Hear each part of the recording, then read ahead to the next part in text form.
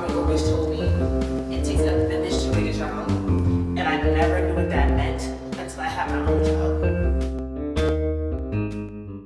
My family left it up to me. It was my choice. It was, you can either get an abortion or you can keep the baby. Whichever one you decide, just know that you're the adult and you have to do it by yourself. Hi, Tia. How's that going?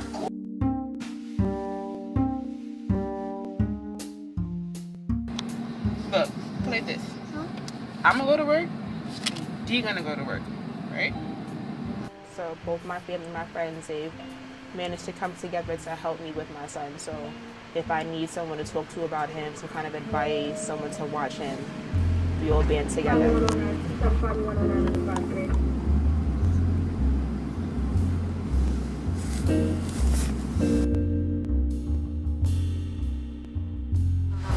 I only have him on the weekends now because during the week I have like this late 8 p.m. schedule, so it kind of defeats the purpose in getting him.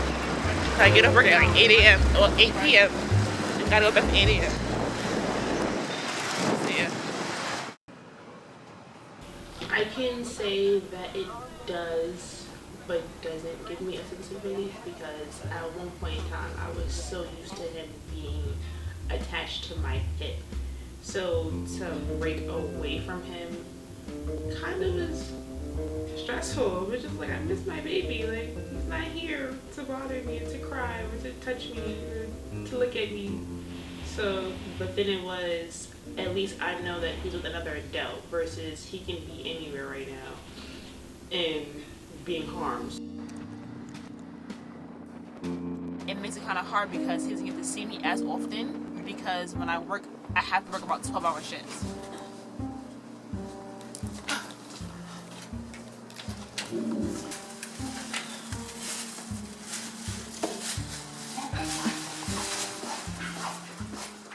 How did I realize that work doesn't come first, but school does?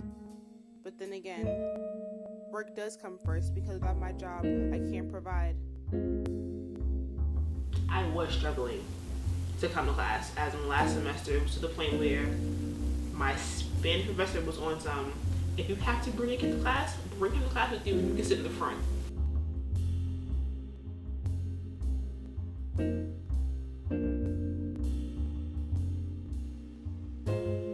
I will start class at 9 or 10 a.m.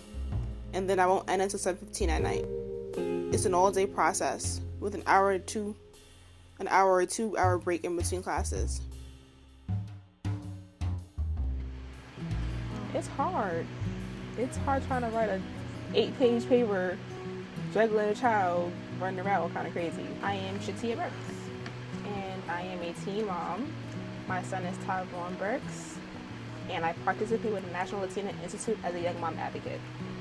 The time that I felt disempowered would be the day after I gave birth.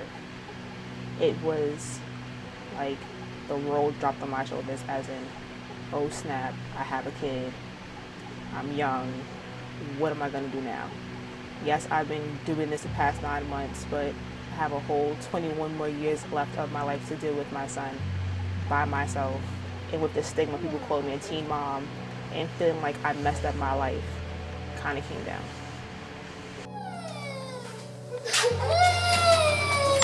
Oh my goodness, you really have tears though. No, stop it.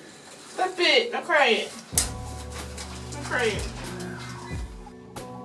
When I first found out I was pregnant, I didn't have health care. So I went to my neighborhood, well, not my neighborhood clinic, but the clinic that I've been with for years, which is now Sinai.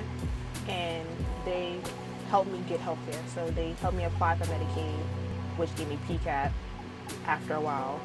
And from then on, it continued. My PCAP transferred over until he was about a year old. From then on, I ended up applying for welfare, and I ended up getting Medicaid. As time went on Medicaid, I so happened to, their response is, if we don't put your child's father on child support and you don't come to child support meeting, we'll cut your Medicaid off. And so I made my way there on the day of the appointment, and he did a no-show.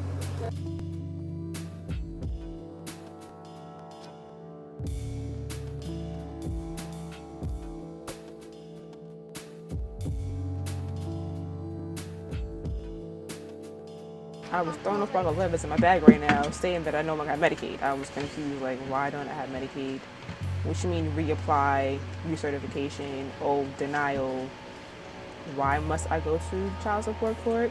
And that's the thing. So with New York State, it goes, you must put your child's father on child support just to get Medicaid. You don't do it, you don't have Medicaid. And I'm just saying that's not fair because we don't deal with each other. And why does my health in the palm of his hands?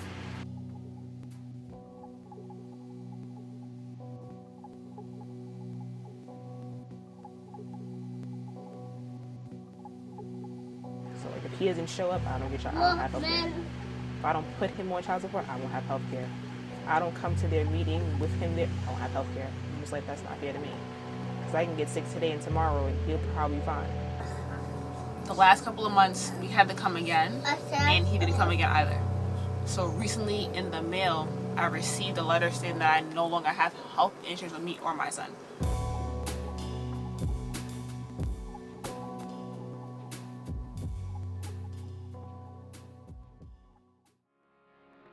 I would say any kind of free programming, one that doesn't have many rules and limitations, as in so where you must be doing something to get it, or you must comply with their rules, or having to go down there every other week to fight for healthcare. It should be free. This is your well-being and who you are. It made my path a little more difficult, but whose path ever goes straight and narrow? I'm more motivated now that I've had my baby. It hasn't interfered. It kind of made me a whole lot stronger. It made me realize I'm being strong and I'm advocating for other young mothers because I've been in their shoes. And plus, I know what their story is. I can say our stories are different, but I can also speak on the same exact topics as them. So I feel their pain. Don't judge me because I'm a teen mom. Don't tell me that I don't need contraception. Don't tell me that I can't get health care because I'm an immigrant or because I need a parent's consent. But my kid can have it. Don't do that. Because what if you were in my shoes? How would you feel? I feel like it doesn't matter how old you are, when you have your kid, you're never going to be prepared. As in, you can have a normal birth, a premature birth, your child can come out mentally challenged or retarded, you're never going to be prepared for a child. Being a teen mom has been an experience. From 18 to maybe 22 next week has shown me a lot.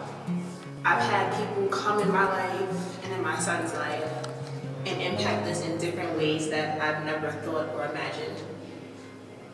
From his favorite person, D, to my family, to my other friends that became family, to the different programs and resources that we've been in. It's been a lot.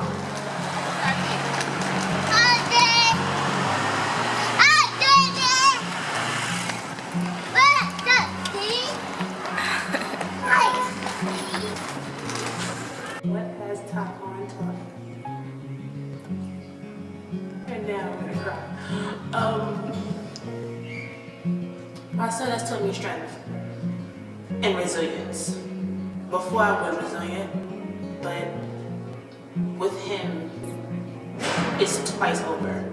So he showed me and taught me that I have to not only be strong for him, but for myself, because he's innocent.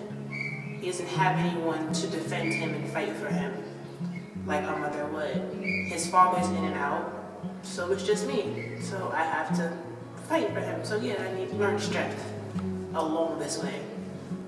Plus, if I don't fight, who is?